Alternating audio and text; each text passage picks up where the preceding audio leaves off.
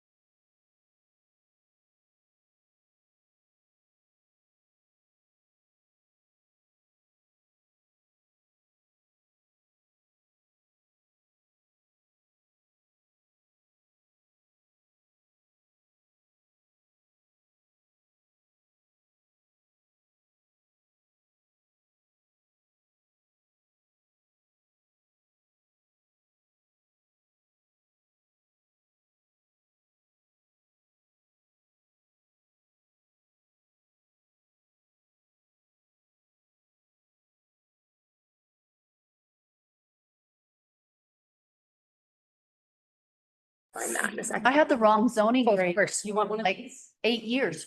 No, no. Yeah, Yes. and the old zoning map was just black and white hand-drawn map with like new colors on it. It was just, She has some stuff downstairs or something. okay, sweet. Are we all, everybody ready? Yes, thank you. Yeah, thank you, Melissa. So I was just telling you get out of that real quick. Okay, you should be good. Okay, sweet, thanks. So we will start with just a brief introduction and overview of the land use code in all of the zoning districts. dive into major versus simple subdivisions, talk about site and building design standards, environmentally sensitive lands, development steps, and then go over street and utilities related to improving vacant land. And then I will talk through where to find all of the resources related to the land use code. And then we'll open it up to you all if you guys have any questions that you guys want to discuss. And then after that, we just kind of wanted to take an opportunity to hear from you all and how any issues you've identified in the land use code or anything that you like about it that you want to talk about. So yeah, but feel free to interrupt me if you have a question about anything on the slide. So I know you all know this, but just kind of grounding ourselves, really the purpose of the land use code. It's the rule book for how development happens in town. It lays out what types of uses are allowed in different areas. So things like where can you build houses, where can you put business, where do industrial uses go? Includes rule about the sizes, placement of buildings, includes standards for our environmentally sensitive areas.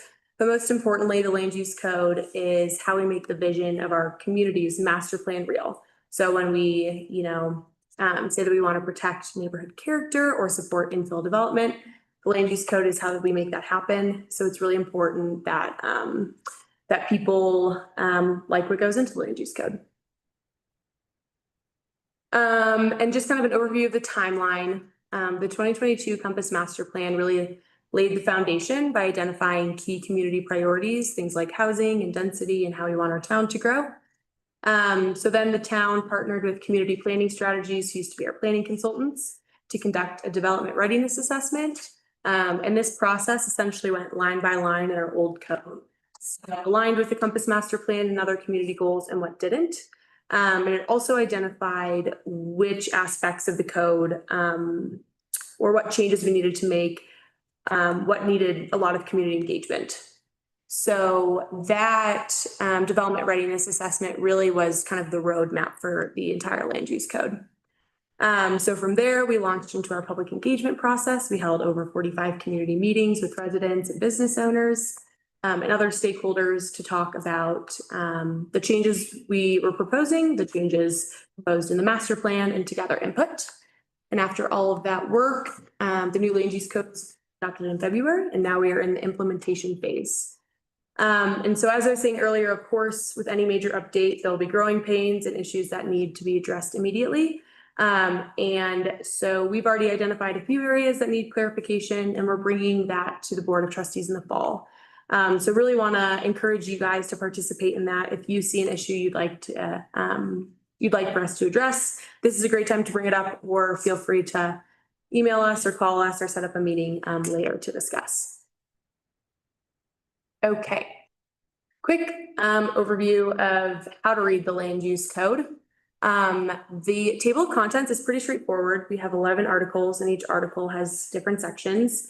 The PDF that you probably all have, as well as the code in Muni code, is all linked. So you can just go to the table of contents, click the section you want to look at, and be brought there. During the community engagement process, there were also these flyers going around that were kind of a guide to how to read the land use code. And those still exist, and I'll send those to you, and those are super helpful. But I also created kind of an updated version that might be more helpful for this crowd, for realtors. So I'll send that to you guys as well. And this is our zoning map, if you haven't seen it. And you can find us on our website and also on this is now on the county GIS map. And so we'll talk about that in a second, but that's a great resource. Hello, welcome. Hello, so can you turn this? Just getting started. This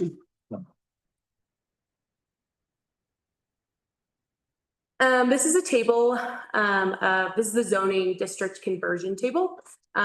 So after, a lot of community input, we decided not to drastically change or to do essentially a comprehensive update to our zoning map.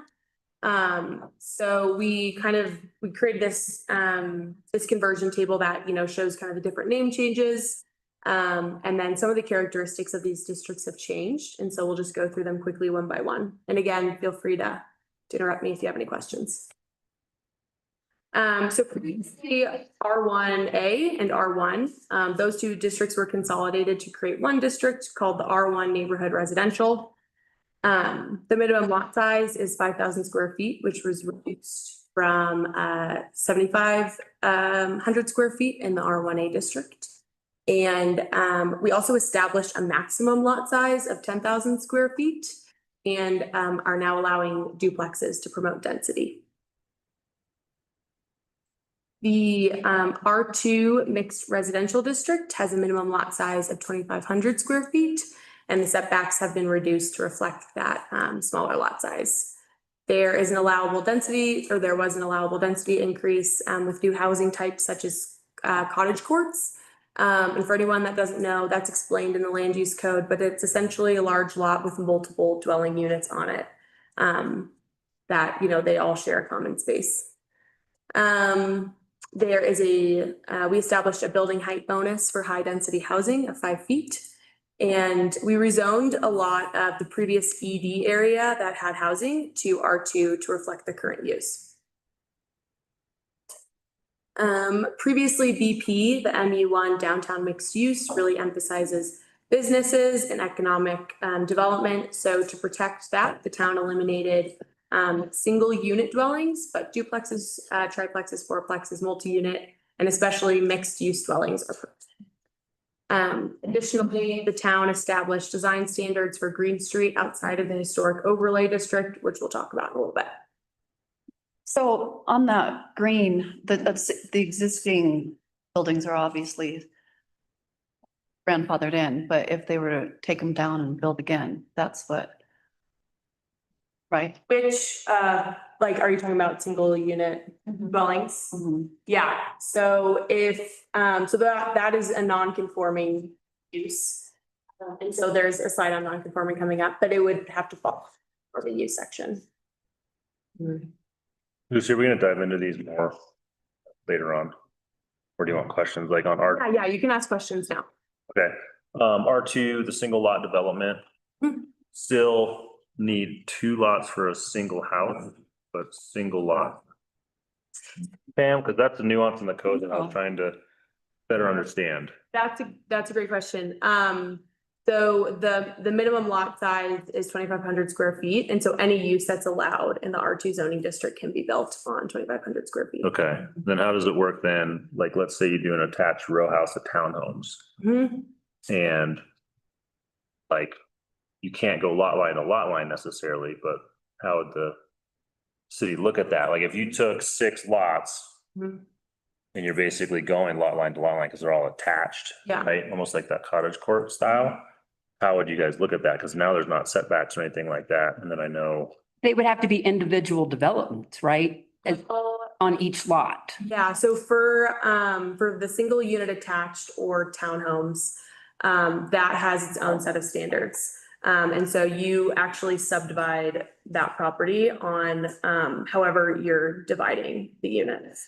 So if it's along a party wall, you'd subdivide it along that party wall, and you'd go through what's called a simple subdivision process to do that. so if you build 6 townhomes on 6 lots, they're all lot line to lot line except the exterior units.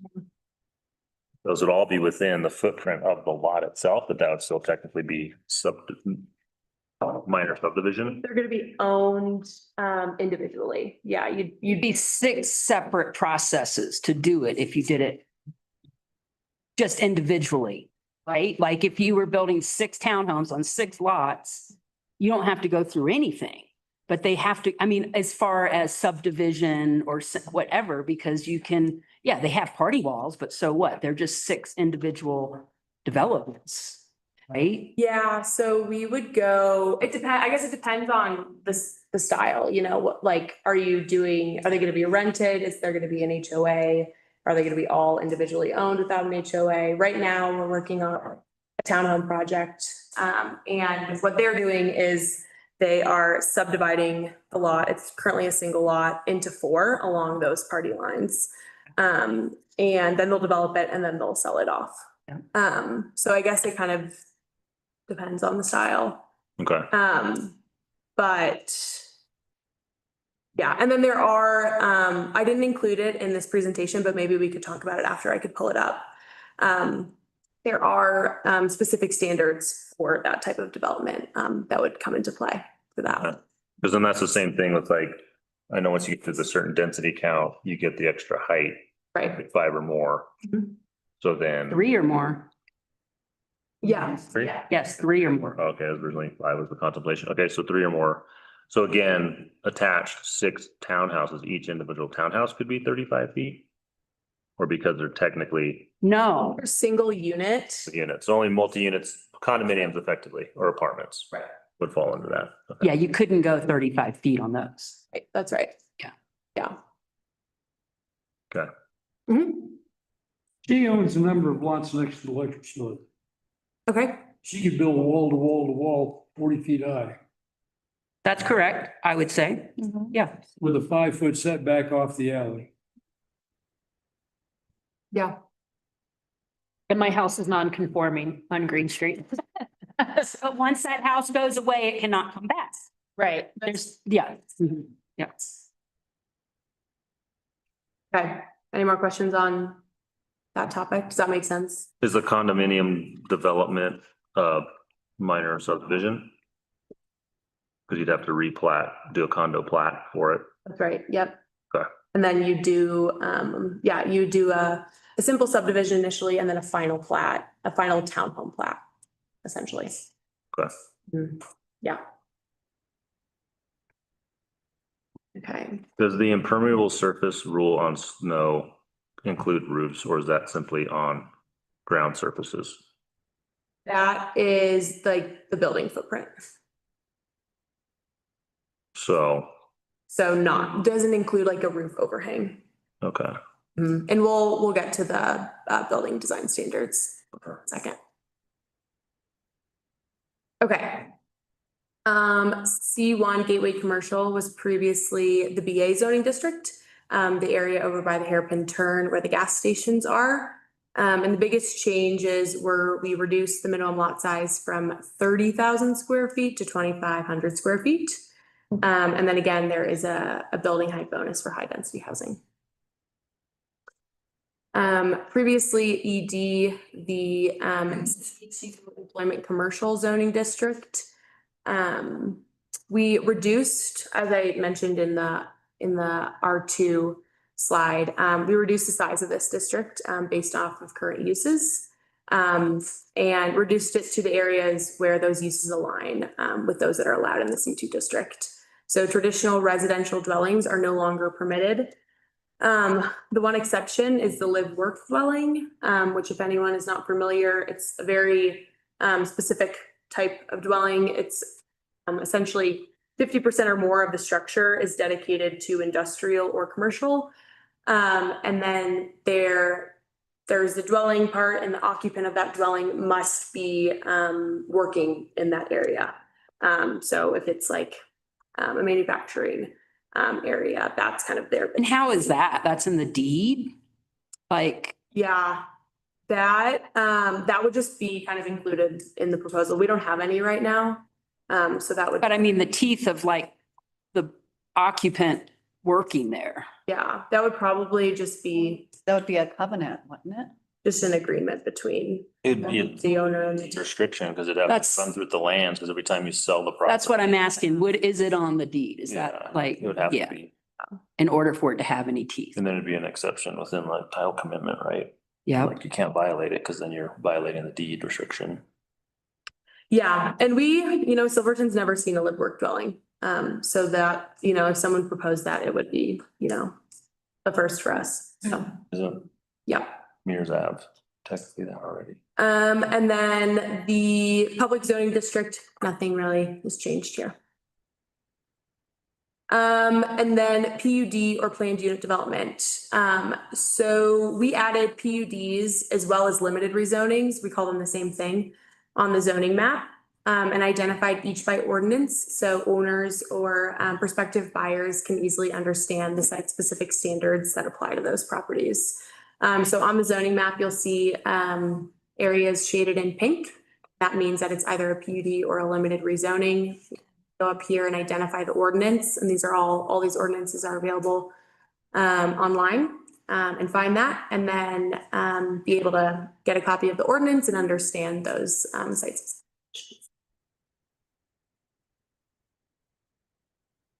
And then a little bit on dimensional standards. So previously setbacks encompass the farthest protrusion of a structure. And now the new land use code allows for permitted encroachments, including things like roofs, overhangs, eaves, porches, patios, and bay windows. And then there are also height encroachments listed in this section, probably most applicable to Green Street. But yeah, so essentially this allows those architectural elements to encroach.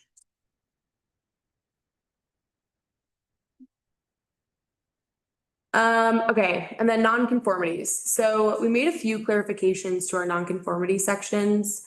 Uses, lots, structures, signs, and lightings that were permitted prior to a code update or an annexation or anything else that made them nonconforming are regulated by this section. And so these are typically easier to address on a case-by-case basis. But kind of an overview of what you should know is that most non-conforming uses can continue to be used until they're abandoned for over a year and can continue to be used after, a transaction, real estate transaction. Non-conforming lot can be built on as long as they meet setbacks. And the R1 does lay out non-conforming setbacks for smaller lots in that area. Non-conforming structures is what we see the most often and where I think there's kind of the most misunderstanding. Non-conforming structures may be repaired and maintained, but not in any way that increases their non-conformity. And so ordinary non-conforming structures, you may do, ordinary repair on those. And that is all laid out in the land use code, the definition of that. And so this is really to correct any damage or to do any upkeep that's necessary for the safety of the structure. But we're like talking about pretty minor repairs for this. So is there a process to expand the nonconformity? Is that a variance or what? I mean. Yeah, so it's clear in the code that you cannot expand the nonconformity. What you can do though is if a portion of a nonconforming structure is, encroaching on setbacks to where that is the nonconformity, and a portion of it is within, the buildable area of the lot, you can expand that portion of it, but you cannot expand the part that is nonconforming. And there's no process for that. I mean, a variance or anything to.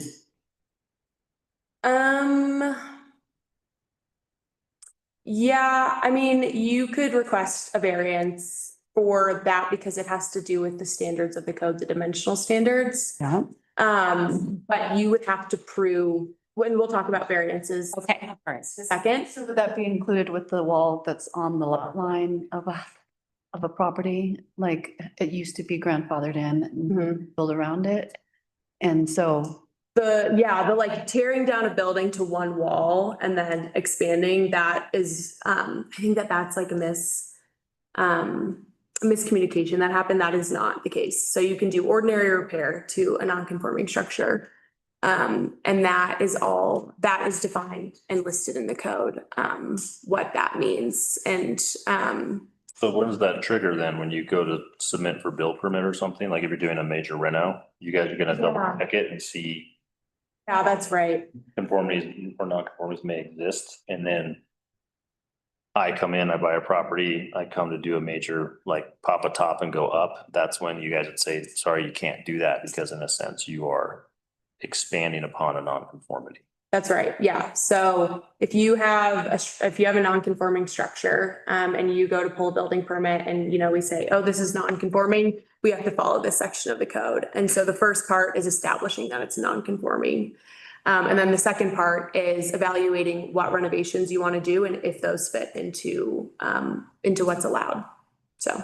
And if you did want to pop the top on an existing thing, that's sort of my question. You could get a variance and perhaps you would be allowed to do that. Yes. I mean, who knows, but You'd have to meet all of those standards of the variance, which I think in like this kind of scenario we're talking about would be a bit difficult. okay, and we'll delve into that in the variance. Yeah, and just in 2 slides. Okay. I do just want to quickly touch on non-conforming lighting. We'll talk about our updated lighting standards, but the town is working towards becoming a dark sky community. And so any lighting that doesn't meet those standards, which we'll talk about those in a second, need to be replaced by 2035 and are considered non-conforming. And so any lighting that goes in at this time must be conforming. So like the Grand Imperial is going to have to do away with that before 2035. Is that? That's right. Okay, thank you. And then before we jump into the variance processes, I just wanted to quickly talk about the use table. This is what we were kind of most excited about for the land use code. We have all of our uses listed in the use table. And where it can go, and then what process is required, and then a link to the standards for that use. So this use table, if you haven't taken a look at it, I highly recommend you kind of get oriented with it, but it will quickly become your best friend in this code. Okay, variance process.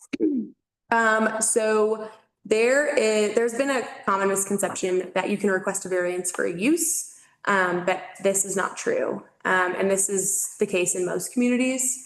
Variances can only be requested for code standards, which are most typically dimensional standards. And in our new land use code, we also created a provision that allows applicants to request a variance from historic district overlay standards if an application is denied. So previously, variances were reviewed by the Board of Adjustments, which was made up of a few trustees, planning commissioners, and county commissioners.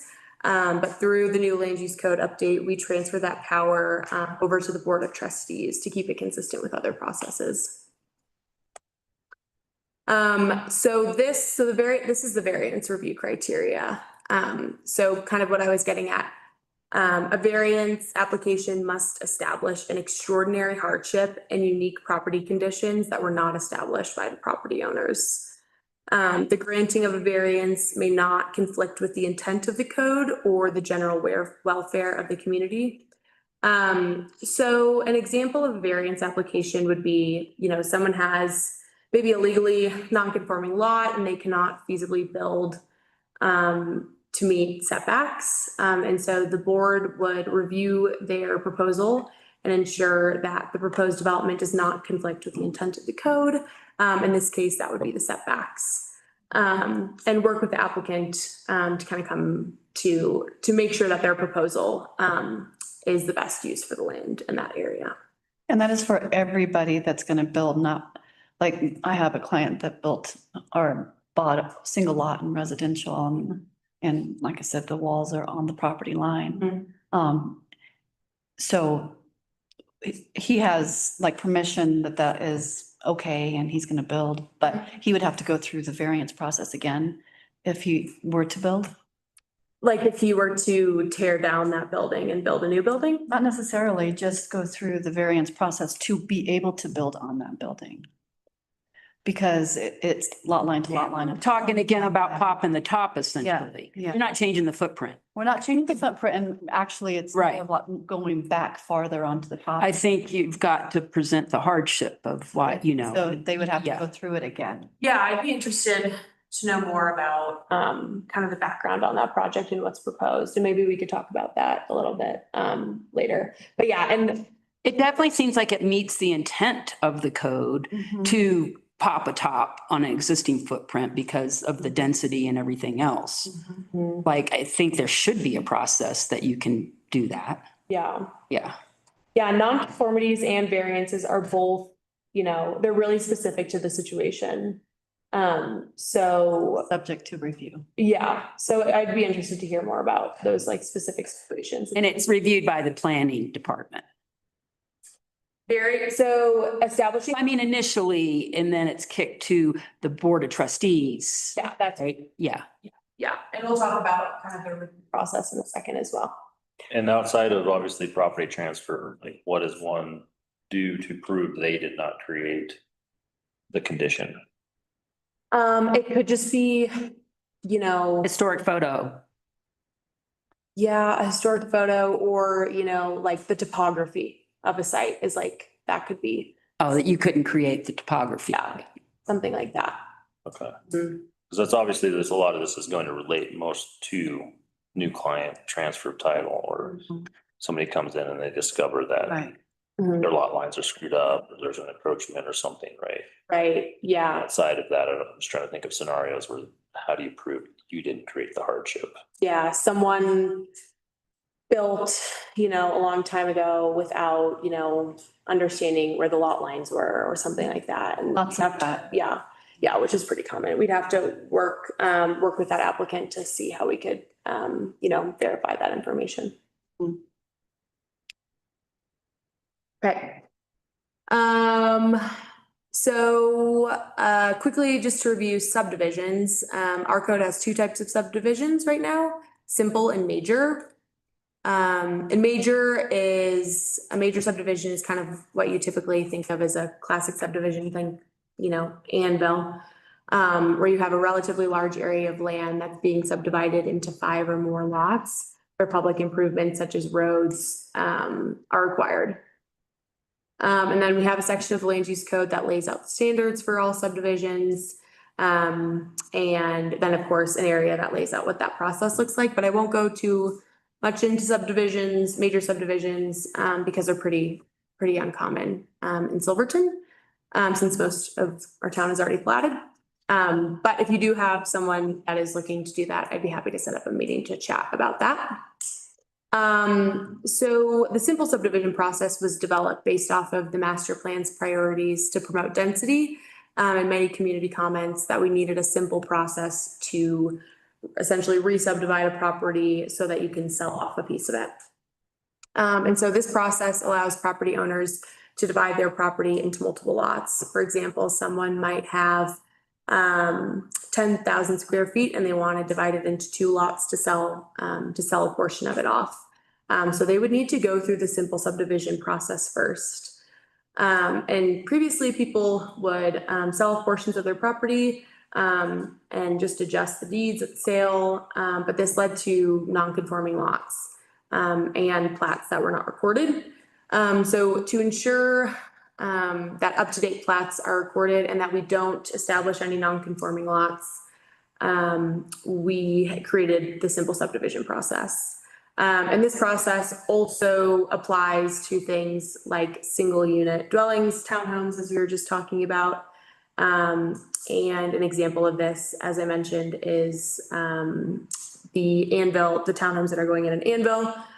We're going through the simple subdivision process for that to divide that lot into 4 and then build those townhomes each on those lots. So real quick for clarity, you just gave an example of 10,000 square feet, which would presume that owner owned 4 lots. Mhm.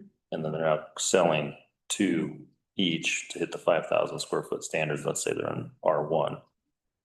But that's using the existing town plat. So those are actually lot and blocked already, Yeah. and already identified and already platted. Mhm. Why is that considered a simple subdivision?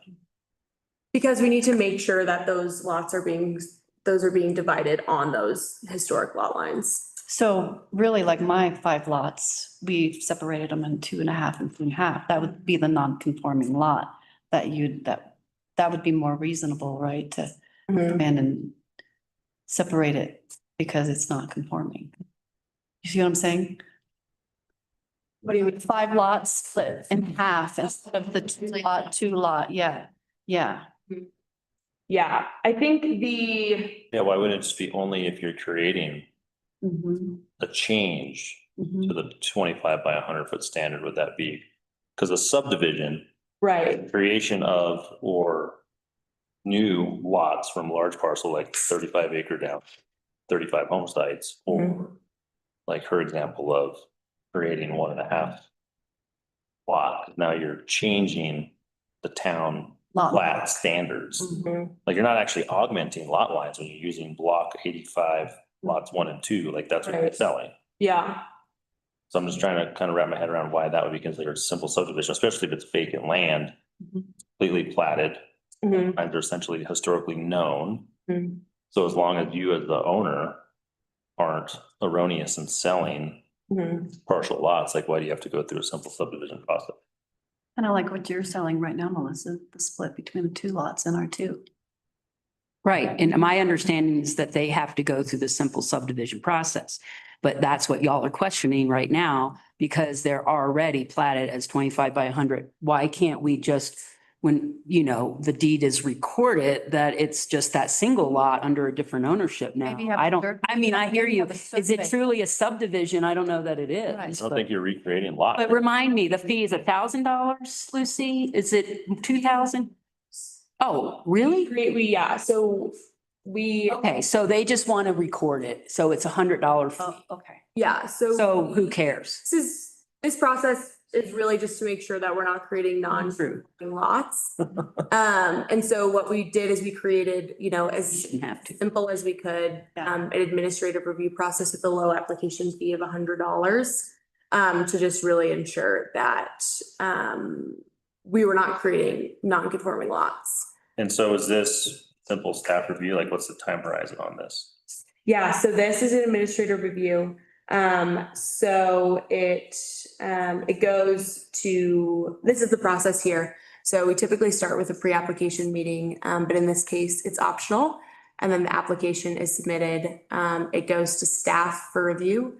And then, you know, it depends on the specific application, but administrative reviews can be reviewed in anywhere from a week to 3 weeks. So this is a pretty quick turnaround. And yeah, then the notice of decision is issued and then the information is reported. What punitive actions are there? Like, let's say it's determined that you're selling partial lot or something, like what is the town's action? What do you guys do to help that landowner navigate, correct an error? Yeah, I think, well, we have an enforcement section, so if, you know, something was done wrong, that could come into play. But I think it would depend on the specific situation. I mean, if someone did create a non-conforming lot illegally, technically according to our land. You mean without the simple subdivision process, illegal? Yeah, technically according to this code, you know, that, you know, it wouldn't meet, you know, code standards, so it wouldn't be able to be developed. So we would need, you know, if there would be a way to. So there's only repercussion if it's illegal. If it doesn't meet the standards if it's not conform. Or, Okay. I mean, if you sold. So the through the process. simple subdivision, the $100 fee for the already conforming lots. What would be the process for the non-conforming lot to go through the process through town? Because it's of adjustments at that time going to the town and you just present it.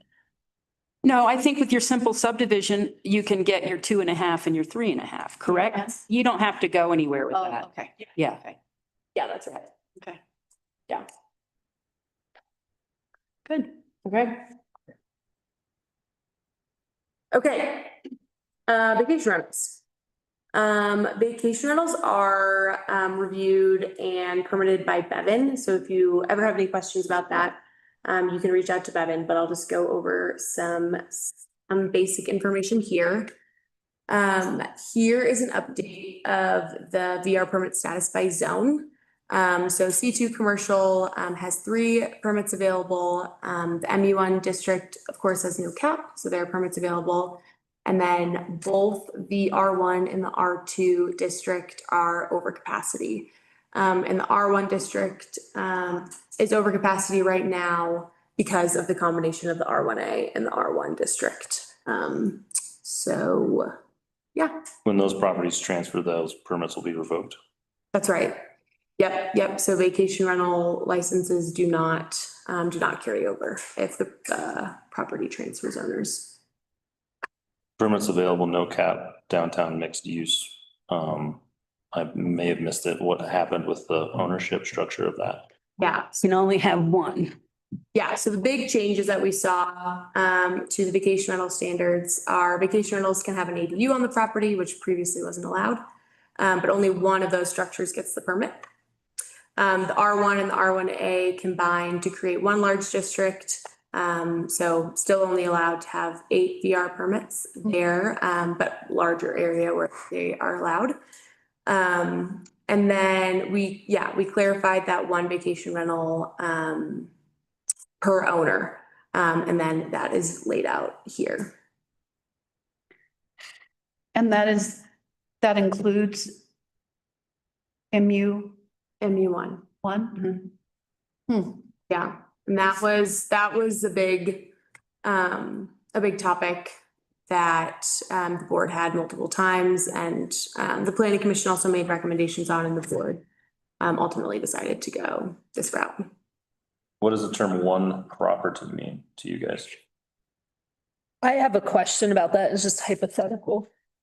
So the bottling company property, there's move, loft, and then attached to move is the guest house and a garage apartment. So there's 2 vacation rentals there, and wife owns one, husband owns the other.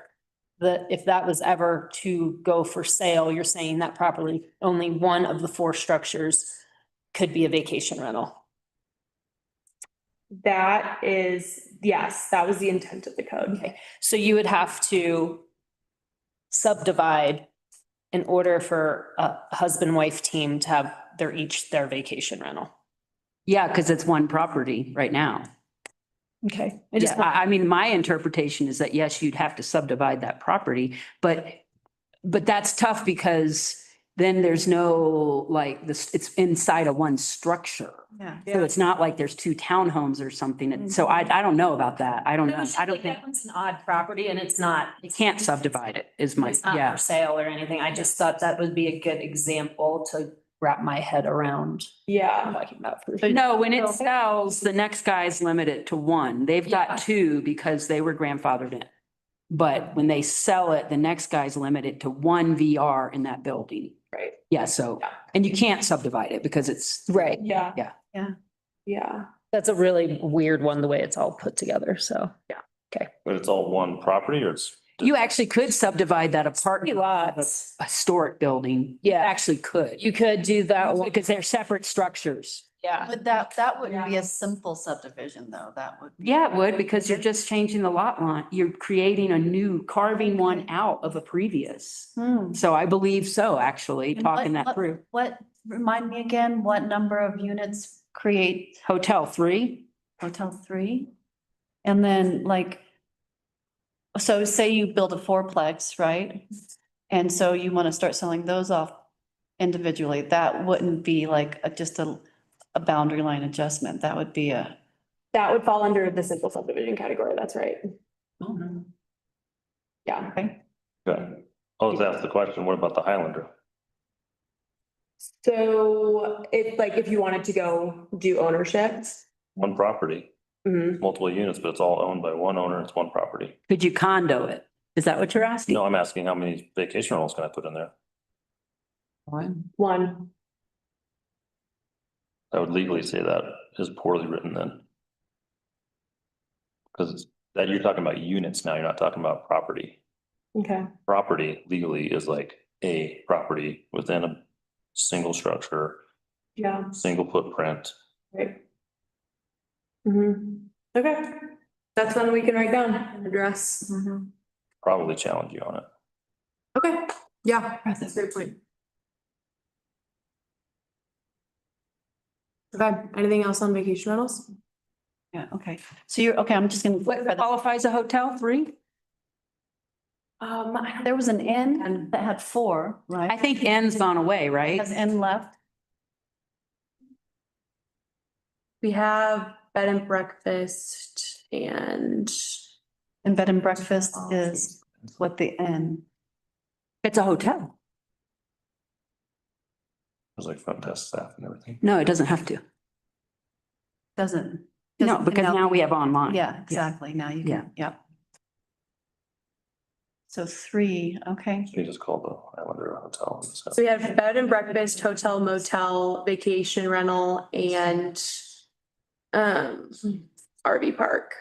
So could you do in a fourplex, could you do like a vacation rental and then 3 of them are called motels? The residential units though. I mean, might look, I don't know. Question. Yeah, I think it's Look at- with the tax implications. And that's why, that was one of the big conversations that the trustees had, was they felt like I don't think you should. had more than one unit that you weren't, and you were just doing a VRBO, then you weren't paying in at the commercial tax rate. And that was one of their biggest arguments during that time. Okay. Oh, so that's the thing about hotel versus VR. Yeah. But I've always said, who cares? I'll Yeah. pay the commercial tax, Yeah. like, but that didn't fly. Right. Like, yeah, so, Okay. And this But- fourplex is on 2 lots, right? So I'm gonna just validate what we said before. If the fourplex is on just 2 lots, you can still simple subdivide it. no, because now you're non-conforming because Yeah. if you have, you're only allowed But the 2. other one was non-conforming too, up there of the 5.5, or the 5 to 2.5. The lots versus the Uh-huh. fourplex. The lots versus the fourplex. You see what I'm saying? Sorry, repeat that. Okay. So non-conforming on 5 lots, simple Oh. split. You have the fourplex on 2 lots. You said it could be simple split. But, so that is non-conforming and this is non-conforming, just on a smaller scale, non-conforming. You see what I'm saying? What part of it's non-conforming? They're less than 2,500 per unit. Oh, I see. Yeah, so then, then that would not be allowed. That's You not. wouldn't be allowed to, you wouldn't be allowed to create a smaller. And so can you do a subdivision once you build the property or do you have to do it before you build a fourplex? So before you do that, you'd go through the simple subdivision process and then after you build, you'd record like the townhome plat essentially. Okay. Yeah, and you could, if you built something and wanted to divide it post-build, you could do the townhome plat. Ideally, you guys want that as part of the site plan or the development plan, That's right. front end, Sure, everything. right? Have everything, Yeah. all the Right. construction plan, and it shows boundaries, shared walls, and then that's, each unit is. Yeah, but if we're talking, okay, so what if they're condos? That's no problem. You're on the Green Street. You can build as many, you can make a multi-unit Mhm. and have individual ownership through condos. Mhm. So that's what you need to do. And then you don't own the dirt underneath. Is that, am I right here? Yeah, that's right. You don't, the owners, they don't own the dirt underneath that's commonly owned. So that's how you have to do that, is you have to condo to get 4 units on 2 lots. Okay. Yeah. Condo. Okay. Right, Lucy? I would need to think about that. Okay, because I mean, you're creating condos, and so then it's not that each condo has to have so many square feet of land Right. that we were talking about before. Now the condos don't, the common area owns the land and they're individually owned units, is my understanding. Okay. Okay. Yeah, that's one, the condo one. Condo one, and that can, With less than 2,500 square feet is something that But they have 5,000 square, 5,000 square feet, so it's it's one, parcel. yeah. 1 parcel. And so you don't even subdivide it then, you just go through the condo Okay. process. And that can be done before and after, or just before? I think you have to do it before you can The build condo. it, yeah, or you're building a fourplex that you can't individually sell off. Okay. Okay. Mm-hmm. Okay. Yeah. What? And I don't know, I think you could maybe retroly condo something, but I think, You want to do? it. yes, if it's pre-existing. It's So maybe, I don't know. Yeah. I'll look into that one. I mean, you do still need to do a final plat for. Because like we could condo the Benson, right? And yeah, Mhm. Does each unit have kitchen? does each unit have a kitchen? That'd be the trigger, would be like, if it's a true living space, right? We could add a kitchen, yeah, Let's do low efficiencies. And then yeah. condominium. That's the workaround from condo defect law, with a 7-year time horizon. And then once that would sunset, then people who quote unquote built apartments would replat and condominiumize and then sell off individual units for apartment buildings. That's what people got around. That's the law. Mm-hmm. Cause you had to wait the 7 years though before the ambulance chasers wouldn't come at you. Mm-hmm, got it. Yeah, okay, yeah, I'll look more into the condo one. Okay, site and building design standards. First and most commonly, we have the historic district overlay. The boundaries have not changed. And then we did update the design standards as well as adopting the Secretary of the Interior standards for rehabilitation guideline. So this applies to renovations in the district. We also have, Let's talk about those boundaries real quick. yes, I know, it's, Because I can't read the I street. know, I can't either. I'm like having a hard time with this. so, yes. It's 11th to 14th, 14th, 11th to 14th, but then 10th on Empire. Yeah, yeah, so 10th to 14th, 11th to Okay. 14th, and then up, Yeah. into kind of the county campus here, and then, yeah, the carriage house. okay, thank you. Same triggers, older than 50 years, more than 1,000 square feet. No, so it's all development in the historic overlay district. Trigger any exterior renovations to development in the historic overlay district triggers a historic overlay review process.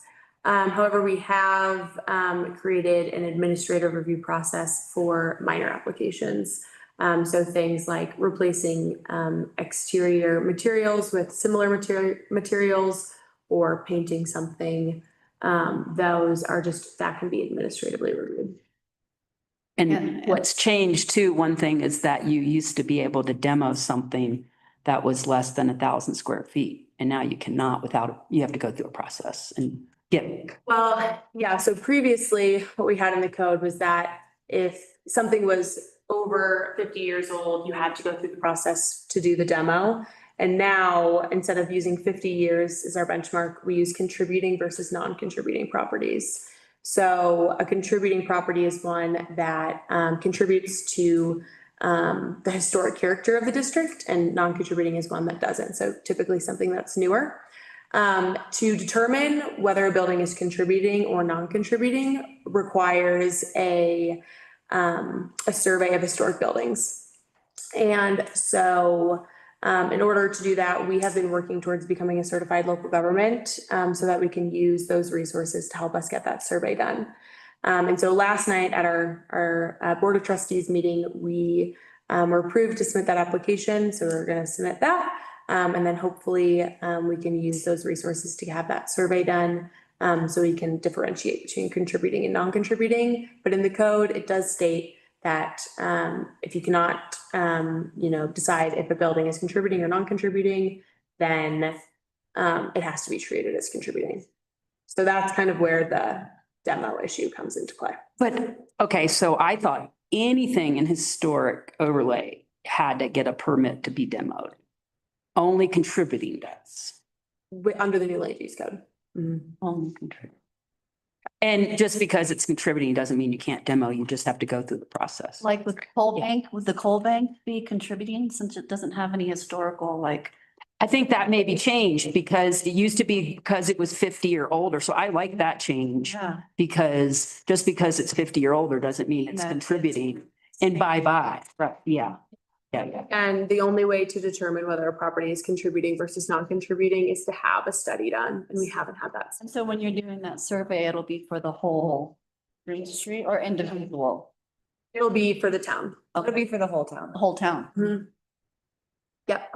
but it will help define our areas within our historic overlay district because we'll also be able to have a definite period of significance, which will then determine if it's contributing versus non-contributing. We don't have a defined period of significance. Okay, sure. And I bet the coal bank would fall outside of that. But is this the time to ask a question about the CLG? Sure. Okay, so they're gonna survey all the houses, everything in the whole town, and it's contributing or not. But if you opt into their program and you want to be on the registry or whatever, is that run with the property, the deed? I mean, is it contributing forever? Or because you said people could opt in or out. So once it's done, once you opt in, is there an option to opt out in the future, or you're on there? So the process, so what we have already adopted in our land use code is the local registry of historic buildings. And so once you're on that list, you're eligible for CLG grants. So it's a way to help people, make renovations to their historic buildings. If you go through that process, you apply, it's a public hearing process, and you get placed on that list. And you're outside of that district, essentially the historic overlay district, your property essentially gets rezoned to, fall under the historic overlay district. Okay, that answers my question. So it's permanent. Yeah, well, it can be, I believe that You have to go through another rezoning process to revert it back, you can go through a process to revert it. but it would be that Yeah. rezoning. Okay, so that answers the question. It gets rezoned. Okay. Yeah, just Historic. the overlay district. Yeah. Yeah. Interesting. All right. Mhm. Won't be signing up for that. You are eligible for tax credits and Mondays. It's not. And you're not on the national registry if you be on our local registry, and the national registry. But you become Out of historic. That the local registry does not, such as potential heightened regulations, I would say, on the national registry as opposed to our local registry. It's just important to know. I get it. And I think it's a great resource and tool for us. But that it's get rezoned is, good to know. Okay, Green Street design standards. So the new land use code removed the architectural review overlay district. And we put in place additional design standards for Green Street. And so this applies to all buildings on Green Street that are outside of historic overlay district. And there are standards related to building orientation, building mass and form, building materials, roof form, and parking.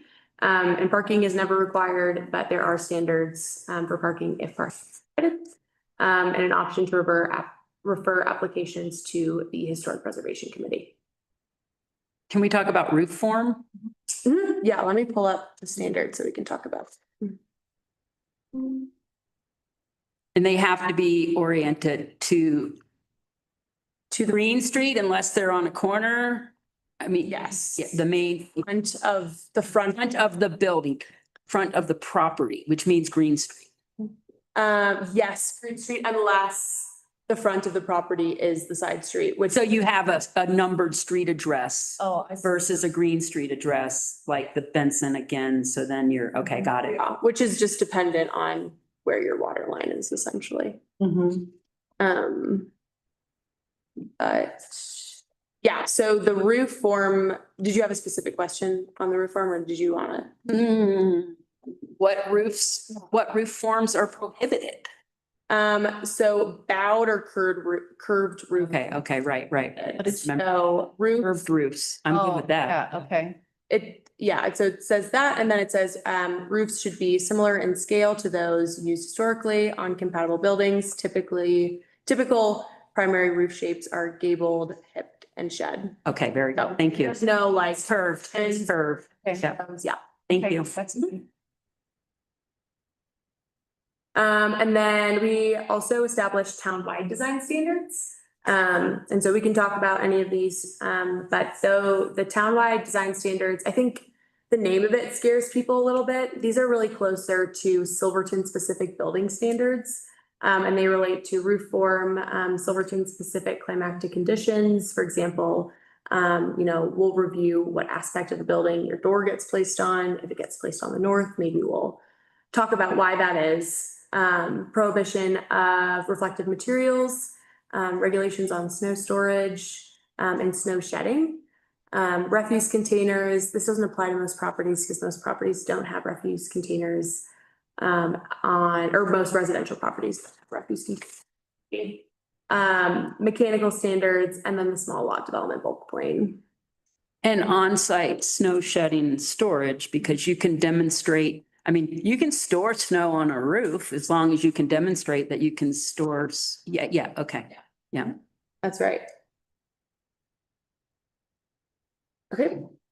And then dark sky, outdoor lighting requirements. So the town, as I mentioned earlier, is working towards becoming a certified dark sky community. And this was an initiative that was started by residents and promoted by San Juan Development Association and then, made its way into the land use code. We adopted dark sky international requirements. So these are strict requirements for sure. And I'd encourage you to all take a look, at this code section, but essentially, the things to remember is that all lighting needs to be fully shielded. Lumens is the metric, to measure the intensity or brightness of lighting. And the lumens are capped at 15,000 for commercial properties and 1,000 for residential properties. And kelvins is the metric to measure the color of the light. So the brighter or the more blue or the more white or the more blue a light is, the higher the amount of kelvins. And so we cap kelvins at 3,000. So yeah, but the full code also includes, really specific lighting like gas stations or other uses, as well as the exceptions from, these requirements for things like bistro lights. Okay, next is environmentally sensitive lands. So first up, avalanche hazard area. So we updated a few parts of this, a few parts of these standards based on peer communities and best practices, and I'll go into a few more of those in the next slides. But we're carrying forward our current map based on the February 1998 study. And this aligns kind of with the timeline that, other communities that have avalanche hazard areas, most of their maps come from this time. The town, a change is that the town will not allow new development in the high hazard red zone. And then we broke out the review process for new development within the moderate hazard blue zone into major and minor. So minor permits include single unit dwellings, ADU, parks and open spaces, accessory buildings, minor utilities, seasonal development, and outdoor recreation. And then major is all other structures that are not included or not called out there, including avalanche control structures. And maybe you're gonna get there. Mhm. Where is this official 1988 map? Which one is that? I can send you a copy of it, but we do have it online publicly available now. It is. I just looked at it. And so there's a lot of debris. That's my question. I was talking to Dean and You don't have that in your slides, do you? The avalanche map? I have, I have it on my last slide, actually, if you guys want to take a look at it. Since we're talking about it, I think, yeah, thanks. It's kind of small. That is the official map right there. yeah, Yeah, so what we did Okay. was we took all of our maps. And the board directed us to put all of our maps, including the avalanche map, flood map, steep slopes, our overlay maps, waterways and zoning, and hand them over to the county. And so they are now, all of these maps are now available on the county GIS page. Great. Yep. Nice. yeah. So I just have a question about the debris. Like, okay, red and blue is really understandable. The light blue is the 100 foot of pressure that goes. And Dean, we were talking to him and he's like, when Otto did it years ago, he was like recommending it or saying he could do it in a pencil form, right? Shoot to the town board.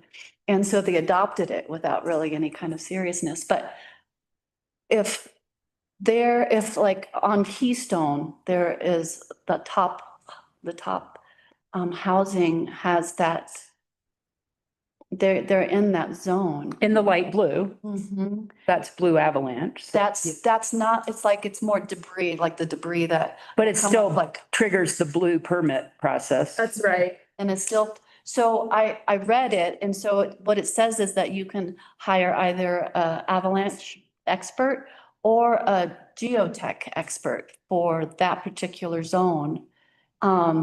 And so I'm wondering if that could be like just someone from like Troutner, that comes up and doesn't really have the, the license as an avalanche study, Mhm. Yeah, Troutner would be totally legit. Mhm. Yes, because they're, yeah. Yeah. Right? Yeah, so, Yeah. so I think what you're talking about, is that you can essentially have a site-specific study done, and if it differs from our map, you can go through a process to adopt. If you have a site-specific study done that, differs from our map, you can request that the map be amended based off of that. Okay, Which is true, you can do that. okay, And that is similar to a rezoning process that's adopted by ordinance. okay. But yes, it would have to be done by a qualified Mhm. professional. Now, what if there's a consultant that was an avalanche expert, right?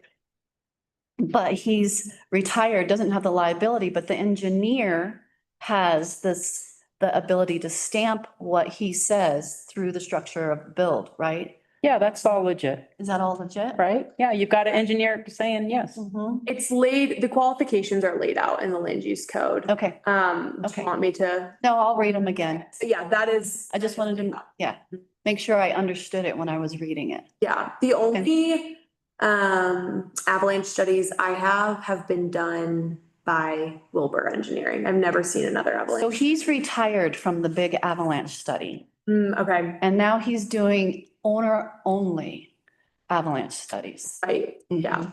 right. Yeah. Yeah, he just, And who knows how long that would be? Like, he could retire it in a day. yeah, that's true.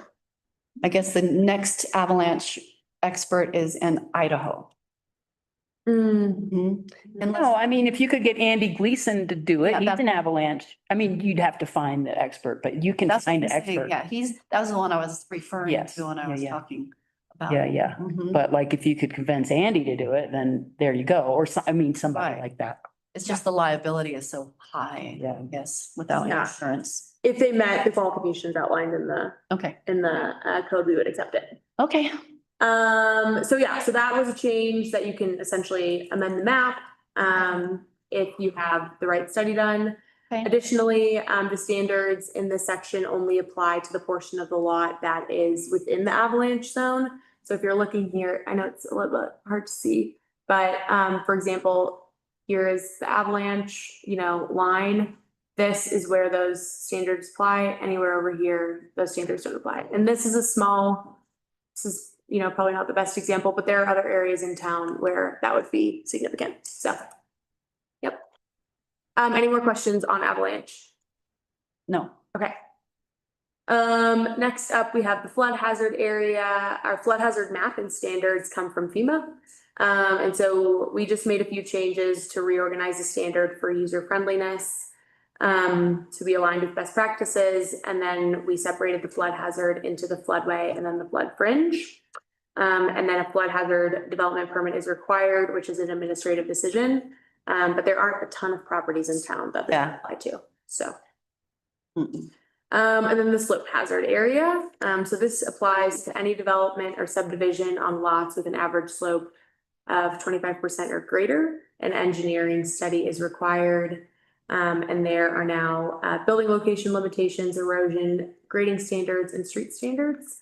And the slope hazard permit is required in these areas, but this is now an administrative decision. So trying to, again, make processes quicker and easier. And this was based on planning commission recommendation. It's on what recommendation?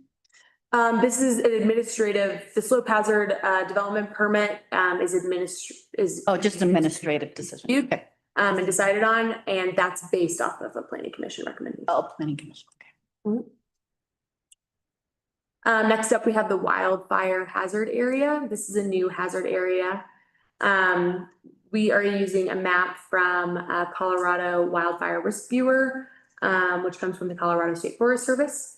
And studies are required for all development or subdivisions in the high intensity wildfire risk zone, which are these red areas. So it's not, you know, a ton of town is in this area, but yeah, definitely up, there are a few areas on the hill. And all applications are referred and reviewed by the Colorado State Forest Service. And then there are, you know, a list of standards in the code, including landscaping requirements, keeping vegetation far enough away from structures, things like that.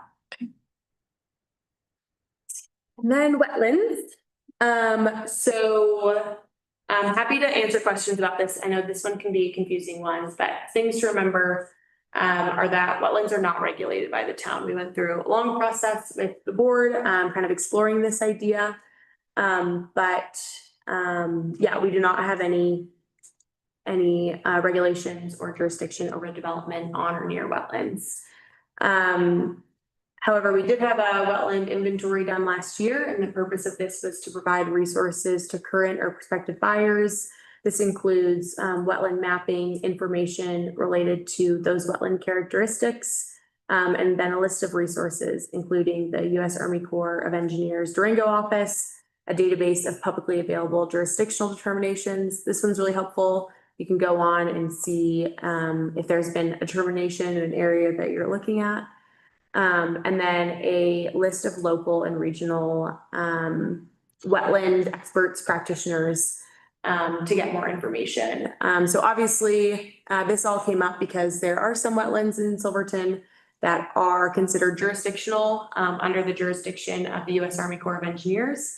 And you need to pull a section 404 permit in order to move forward with the development. And that is all done by the U.S. Army Corps of Engineers. That's not the town. But we do like to share this information with people just so that they know and they're aware of those federal requirements. And then additionally, the state through CDPHE is also working on implementing a program to regulate state waters. And so that has not come into play yet. They're looking at doing that in January of 2025. So still waiting on updates from them on how that exactly is going to look. So I still cannot, sorry to be so, I can't figure this out. All these AJDs on the hill that have been performed, and you sent me to the Army Corps and I look and all it tells me is a number. Are they considered federal waters or not? So if you are on that website, The Army Corps, and I'm looking at, on those permits, and in the permits, it will tell you, they're completed and signed by the U.S. Army Corps of Engineers, and they will tell you whether or not they are waters of the U.S. But so I have not been able to do that. I'm there and I can't click on anything and I see the permit, but I can't tell if it's a federal water or not. Do you know, are they federal waters? Yeah, I was just about to say, I can save you the time and tell you that the determinations that have been done up on the hill are not. I know of one I was involved in that was not. So these 4 that we're looking at are not federal waters. Right. Okay, And we're going strictly with federal requirements through the Army Corps. yeah, they're not. And the state. But now the state, will and then, about. so then we go to the state rule after we've eliminated they're not federal waters. So then we go to the map that Silverton has, that Ironwood put together, and they have potential waters of the state or not. So if they're potential waters of the state, then they're going to fall into these unknown state regulations. If they are not potential waters of the state, then they're probably free and clear to develop. Would you agree with that? Yeah, I mean, big disclaimer That we don't know what that is somebody's consultant's opinion. that was a map, yeah, done by consultants, and they, you know, none of that was sent into the U.S. Army Corps or CDPHE for their comment. So big disclaimer there. Yeah, understood. But that's the best knowledge that we have are the consultants' maps that they put together. Okay. And if land ever, ever wants to know for sure, that's when we would recommend that they work with a consultant to determine or help them determine that information. And if you have land up there and the Silverton map indicates that it is not a water of the state, when you go to get your building permit, you don't have to have a, AJD. We are not at this time requiring that information. Right, because we already know there's 4 of them that were not, so we can kind of, so then we go to the Silverton map, and if it's in a potential water of the state, then you're gonna kick it to the state. And if it's not, then we're gonna say you can move forward with development. I mean, at this stage, until the state gives us more information. Yeah, and we can't stop a project from happening, if it is potentially waters of the state, potentially. Okay. We don't have, yeah, but what we can do, we do send all of our applications to. You kick them to the state and you say, take a look. Yeah, so we send all of our applications to whatever referral agencies, you know, like with our wildfire area, it's the Colorado Forest Service. If it's new development, we send it to the power companies. Yeah, understood. Now, I just couldn't determine if all of these on the Hill were federal waters or not. I knew of some personally that are not, but so they're not. So then it goes to the state level, and half of them are the state and half of them aren't. So when Potentially. when you go to the state, like what department would you So it will be through CDPHE, see? the Colorado Department of Public Health and Oh. Environment. Okay. But that program is not Existing, yeah. now. So I actually don't know exactly what it's gonna look. I know, it's great. They passed a law in January that we don't even get to know what the law was because they haven't created it yet. They passed it before they created it. Well, that was part of the Sackett case. Yes, yeah. And they got. They got dumped on them, is what you're saying? They basically got dumped on them, and then in all the individual Army Corps offices themselves were like, we don't even know what the Sackett case means. And we Yeah, just know lovely. that if it's not federal, then the state has to come up with the rules and regs, and the state's like, we never dealt with rules and regs because it was always. Yeah, well, that's good to know. It got dumped on.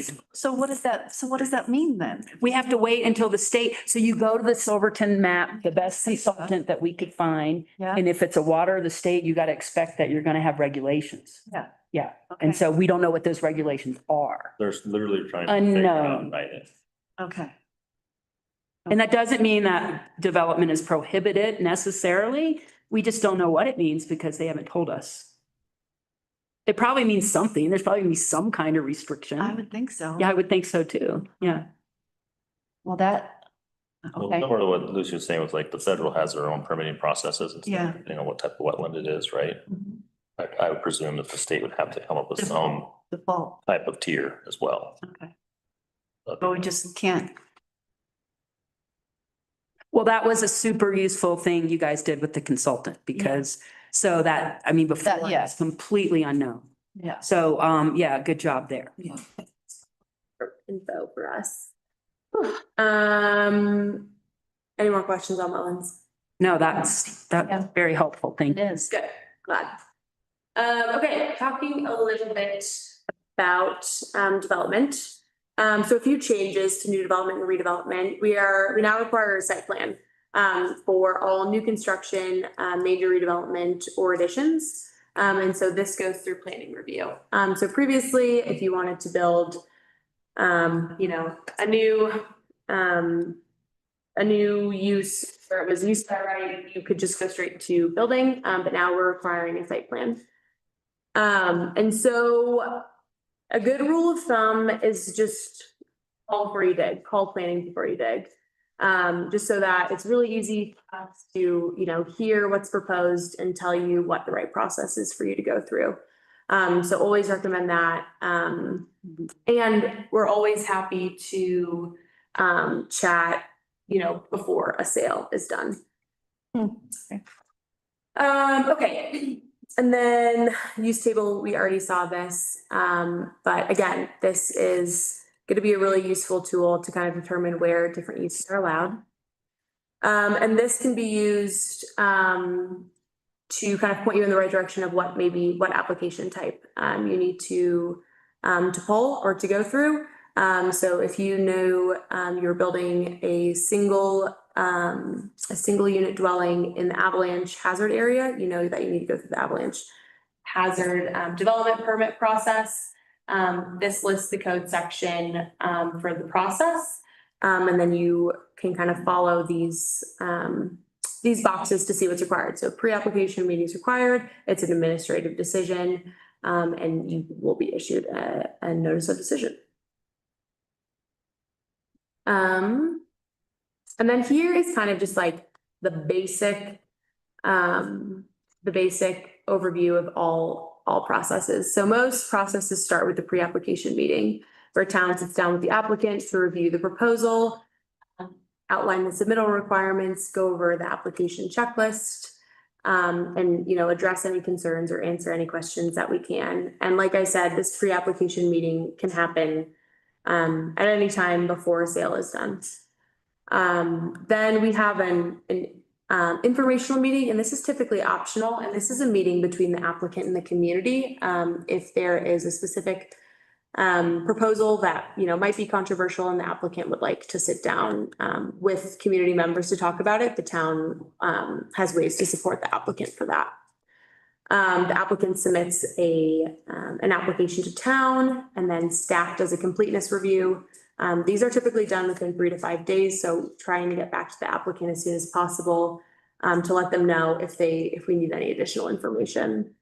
Once that's complete, we send the application to the appropriate referral agencies for review and comments, and they have 14 days to do so.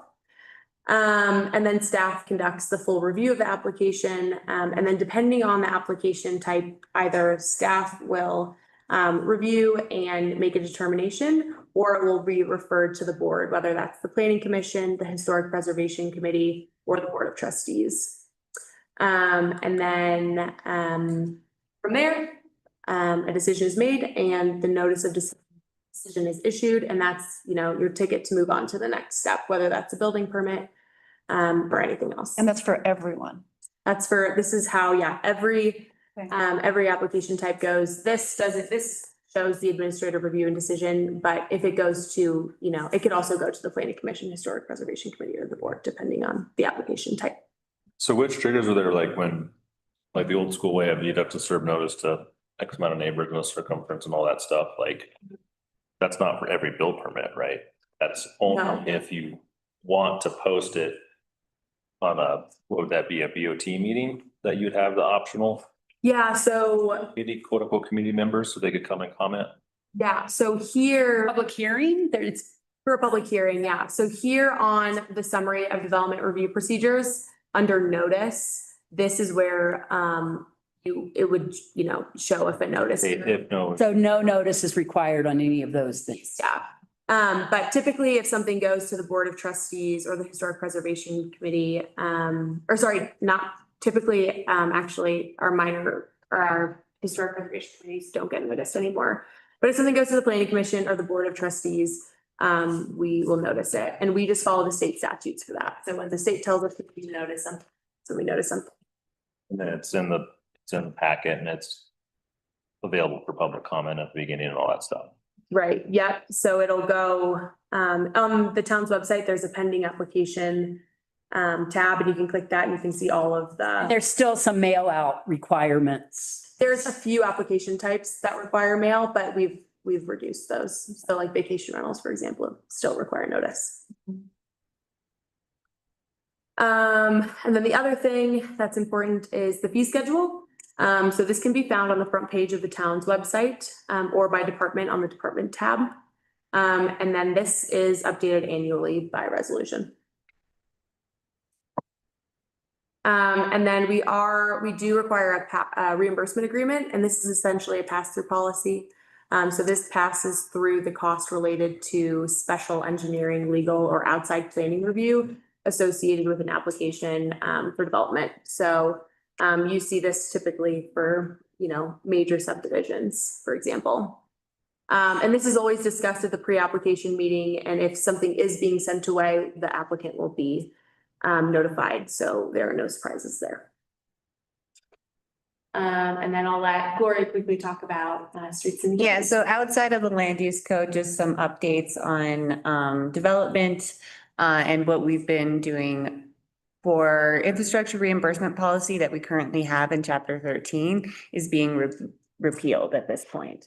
So we won't have that option. And what? Say that again, I'm sorry. So the infrastructure reimbursement policy that is in chapter 13, that has to deal with street extensions, water and sewer main extensions is being repealed. Huh. And that was at the recommendation of our attorney. So we are repealing our infrastructure reimbursement policy. So the guy in the future doesn't have to pay. Well, there's other mechanisms for that.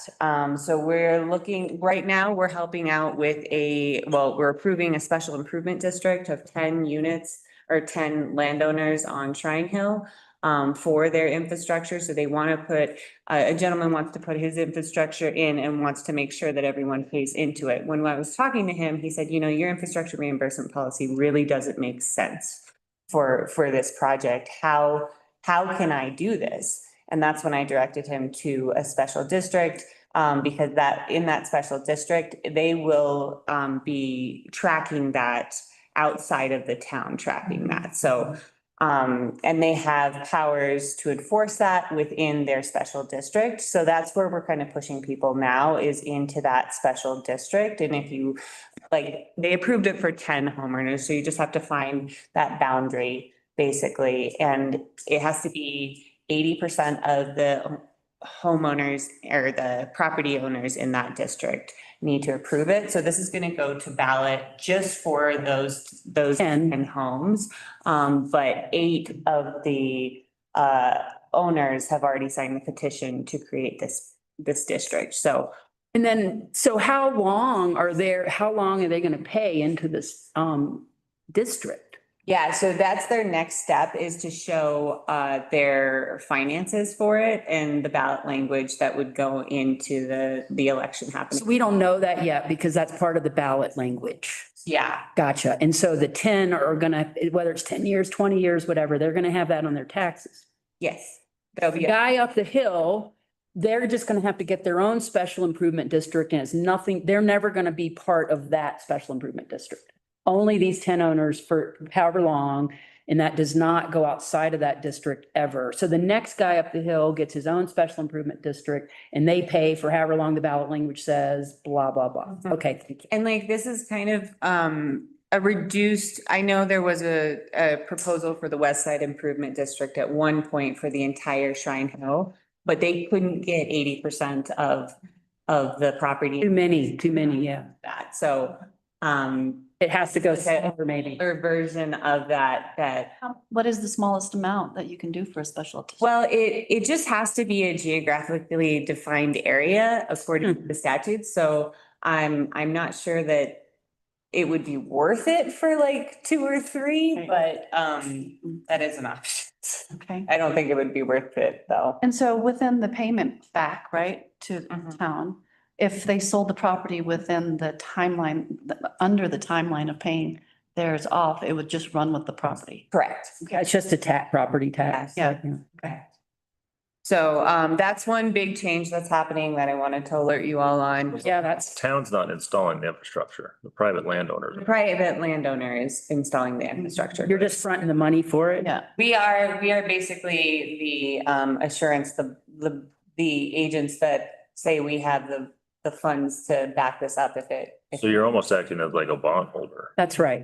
That's right. Exactly. what that Not was. necessarily a municipal bond, but it operates in the same. function. Correct. A bank is much more likely to, loan this funding out, US knowing bond. that we are backing it. Mhm. Right.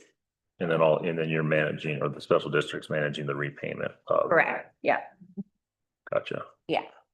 And this way they can work on the reimbursement aspect of it rather than us trying to manage that for them and potentially it getting lost in the shuffle. Because when I came on as administrator, I asked if we had any program or any documents that show that we have this in place somewhere, and we really don't.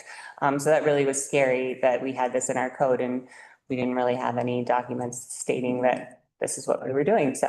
And then removing the infrastructure reimbursement, so there's no longer the guy, like Mel said, at the end of the chain, can't charge people. Correct, And what happens to the guys that were on that program? It's just done. yeah, Okay. because we just didn't have tracking it here. So it's kind of dangerous in our code, Mhm. not out of I it. know. And pushing people towards, and there's different versions of improvement districts in CRS. So If it was primarily business, they could go through the business improvement district. Special improvement district's really good for residential. But yeah, it's a better mechanism and it takes the liability off the town mostly, except for the bonding portion of it. So. Right. But then if you're the guy that tees off of what they do, you don't get wrapped up into. No, not at all. Right. So they're the first one to take the bite of the apple and then now everybody's gonna try to piggyback off it. Wow. Yeah. Yep. It's what we needed. Yeah. Yeah. So that's the mechanism for that now. That's actually right there. As far as utility billing goes, we found that most of our half of our meters are not reading at this point. So we went to the EQR system and that was approved in the winter last year, I think in November. So now everyone has a base rate of utilities, and that's your water, sewer, and trash.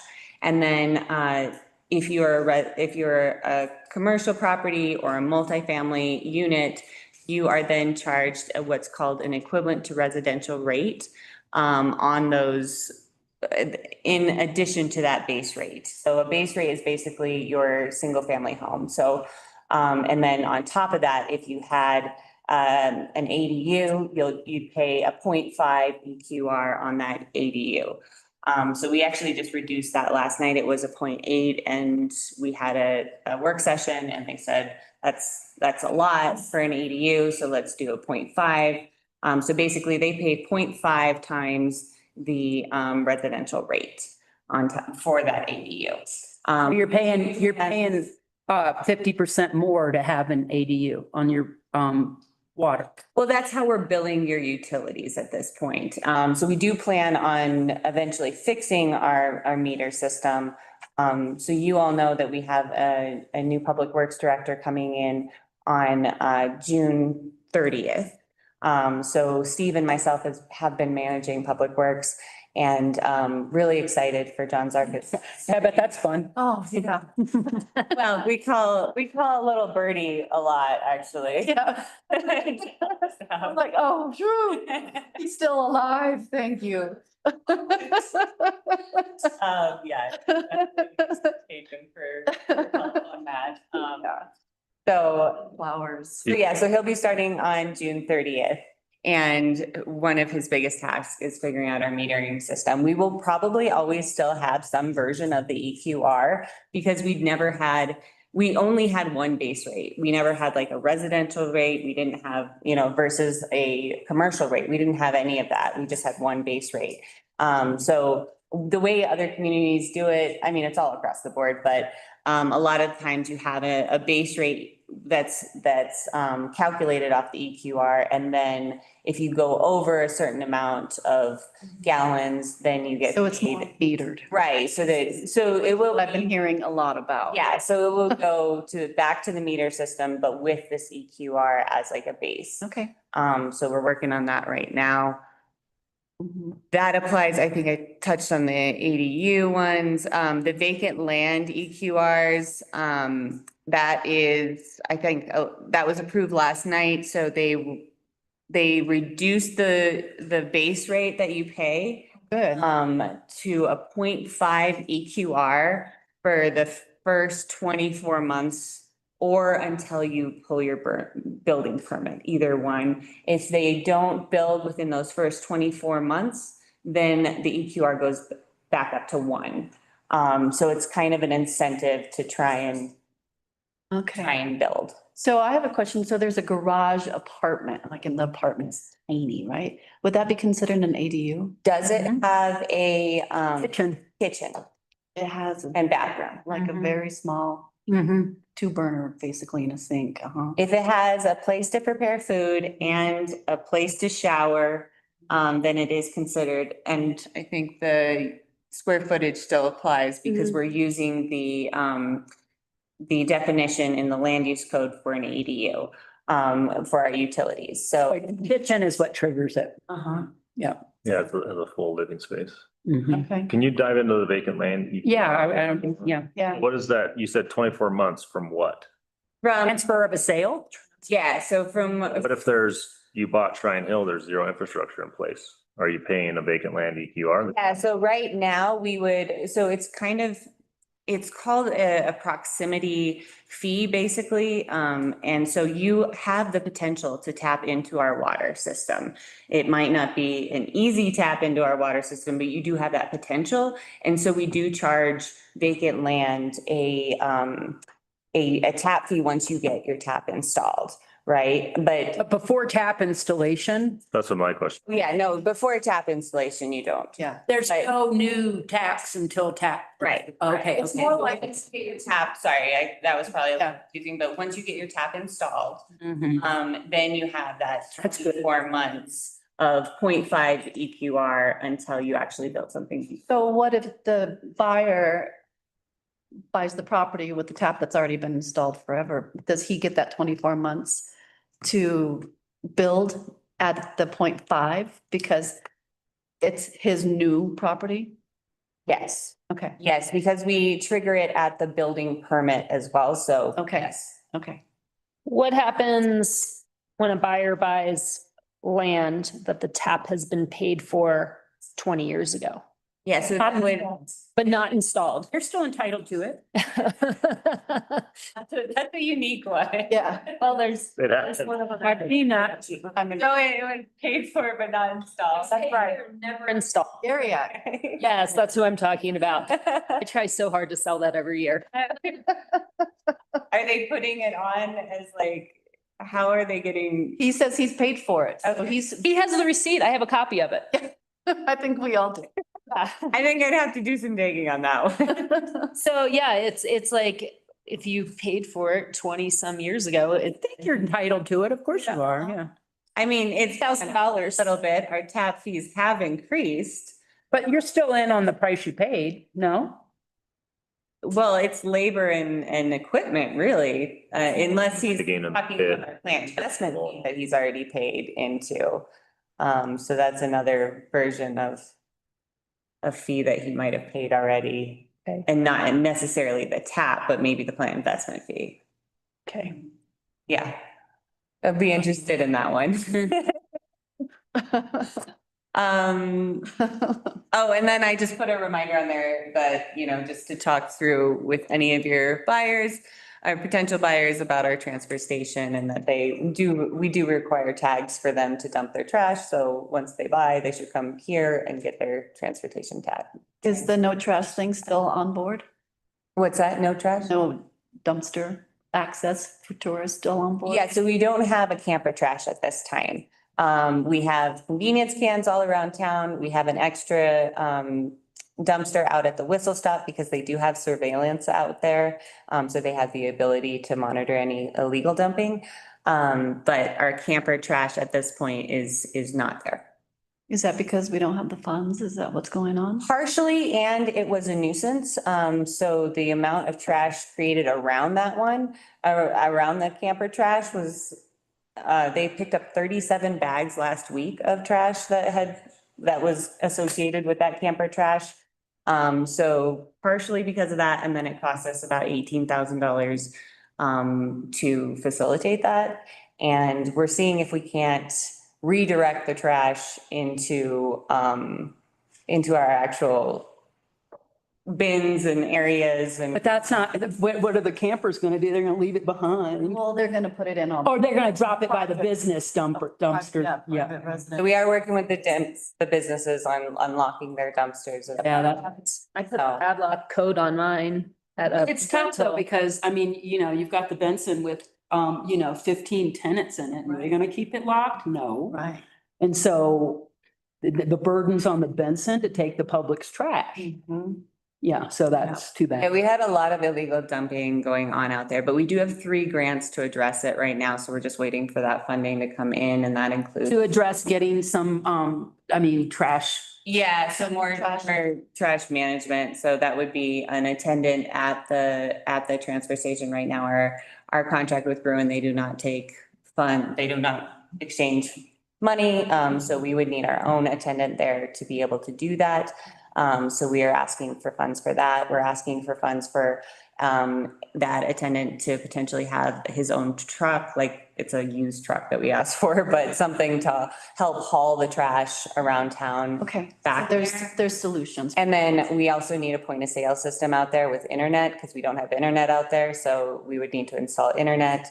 Well, I hope you get that grant soon. And then we would have security cameras as well that would go up around there. Be a third world country by September. I know, to be fair, I will completely own that that was a poorly worded Facebook post and we were. I don't even know what you're talking about. Goodness. Oh, I just know that, yeah, I'm worried. I'm I worried. just see like Roatan. The I know, that's what I Facebook thing is like you took away all the garbage cans in town and Yeah. yeah, That's why I stay off of there. We're doing a follow-up article in the Herald and in the Standard on how we are managing summer. That will be coming out very soon. Yeah. I think that's about it. Yeah. Yeah. Yeah, I just had numbers on there just to keep you guys on the water and sewer tap fees. Good. Thank you. Lucy's keeping me on track. Yeah, just quickly, we just went over, kind of, how zoning impacts property use and potential zoning uses, dimensional standards, nonconformities, environmental constraints, historic overlay, building, design and building standards. So the other thing to remember is I just said, if you ever don't know, or if you ever have a question, just give me a call. I'm usually always available by phone, or respond to emails pretty quickly and would love to just answer your questions sooner rather than after something happens. And of course, always happy to meet with anyone at any time, prospective buyers, you all, any of that. Remind me, where is the trigger for the permitting process? Like, if you just wanted to like put a driveway, just like make a driveway in your yard. A driveway is When do you trigger? trickier. The driveway really depends on what exactly is going on and where access is coming from. So we should talk about that one maybe. But say like if you're building a new building or you're doing an addition, or if you're doing any exterior renovations on Green Street or exterior renovations on Blair Street, within the historic overlay district. But not a fence. A fence. There's parameters for the fence, stay within the parameters of the fence. Yeah, You don't need to go through a permitting process. you don't need to go through a permitting process for a fence, but for a fence, I would say it's awesome and helpful to just maybe give us a call. We have had people put fences in the right of way, and those have to require people to. I remember that. That was good. That was nice. That was a nice try. Big white plastic giant. See it from the sky. Giant white plastic fence. Yeah, that was good. So I say give us a call because I want to avoid those issues and I want to make it easier for people and less costly. So it's always a good idea to just. Okay, thank you. But yeah, resources, of course, the land use code is the biggest resource. That's gonna have all of the answers to your questions about, when is something required? What are the standards for anything? But of course, like I said, give me a call anytime. Zoning maps are on the county GIS map. I'll show you that in a second.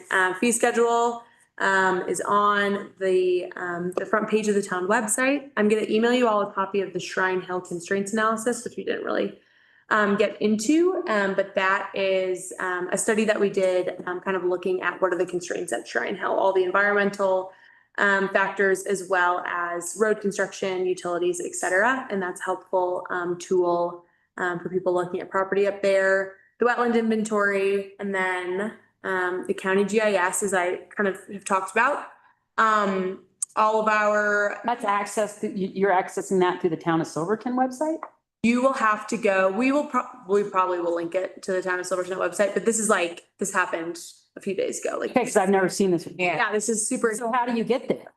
So all you have to do is look up San Juan County Assessor GIS. Okay. And you will get the link to go Okay. there. Okay. And then you Get click this. on the link Yeah, we've been using the GIS map. It's wonderful. Right, but where's the avalanche? Go to the layers over here. The layers. Uh-huh. Okay, thank All the layers over there. And then you can click on Sweet. avalanche zone.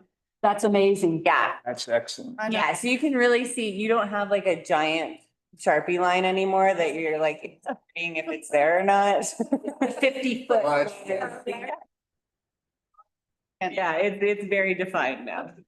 Yeah, so this is a huge resource. Spread the word. This is, like I said, this is brand new. And that's just for in town right now, or is it through like the whole like This is county? just town. Okay. The county doesn't have any of their layers on here. They still have the, They still have the, They don't have layers. They don't have layers. but yeah, so I'll email you guys all these resources, including this link to the GIS website. Okay. And if there's anything you feel like you're missing or if you have any questions, just let me know. But yeah, I do want to be cognizant of time. It's 1:50. But good. I'm happy to open it up for questions and maybe, if you guys have any comments that you really want to get out now, we can chat about that. Otherwise, you guys are always welcome to just send us an email or set up a time to chat. But any questions? No question. I just wanted to point out something that you and I discovered, Lucy, about the single lot development. Right now, we think this was a miss, but right now you have to stick to the 25 by 100. You couldn't go 50 by 50. And it would make so much more sense to have 50 by 50 because then you have plenty of room for solar. You're not, all of it would, That's a good. but you can only do 25 by 100 right Okay. now. And hopefully we can change that in the future, but Okay. yeah, Makes sense. it would make so much sense. Yeah. And their concerns of the alley entrance, but whatever, you can make it work, like. Okay, that was a lot of information. I know, I'm sorry, that was. No, that was great. That was, very helpful. Thank you. Guys, Yeah. and this is on YouTube, so if you guys. want that. Yeah. Good job. Thank you. Okay, Yeah, thank you guys. thank you. Thanks for lunch. Yeah, I'm gonna grab my